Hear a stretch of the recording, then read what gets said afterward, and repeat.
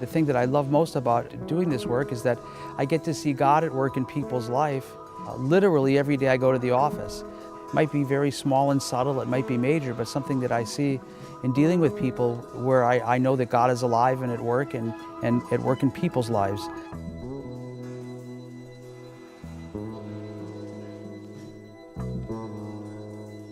When I was 17, I left home and I went to the United States Naval Academy, graduated in 1978, and then I spent 7 years as an officer.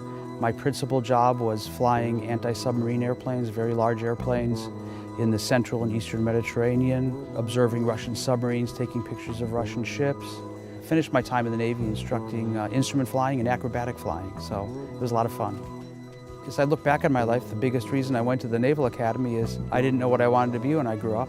I had never really thought about going to a military academy until West Point sent me some information in the mail.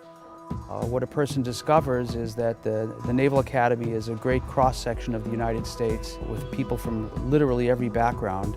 And so while I was there, I really rediscovered, if you will, being in church. At that time, the Greek Orthodox Church was walking distance from the Naval Academy. And all the time that I served in the Navy, I had the privilege of being around good churches and good priests, and it became very obvious after a while that this was really the direction my life was headed. I am the priest here at Holy Trinity Greek Orthodox Church in San Francisco, California. Well, one of the great things about being a parish priest is no 2 days are ever the same, which makes the job actually rather enjoyable. If there's no church service, the majority of my workday is spent visiting with people in my office who've come to see me for personal matters or confession, or visiting people in their homes who might be ill, visiting hospitals, preparing materials, all of the sermons and educational programs and things that we do. And then there's always something that pops up just out of nowhere.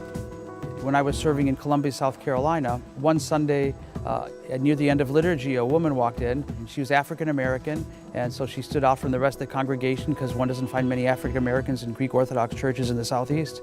And she came at the very end and she said, "Can you pray for me?"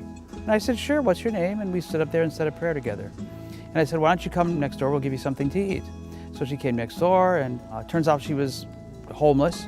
And whenever I encounter homeless people, I always try to ask them questions. And so I said, "Well, where are you from?"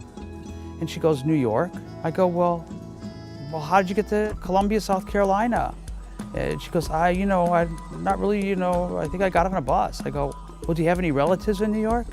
And she goes, "Yeah." I said, "Give me your phone number."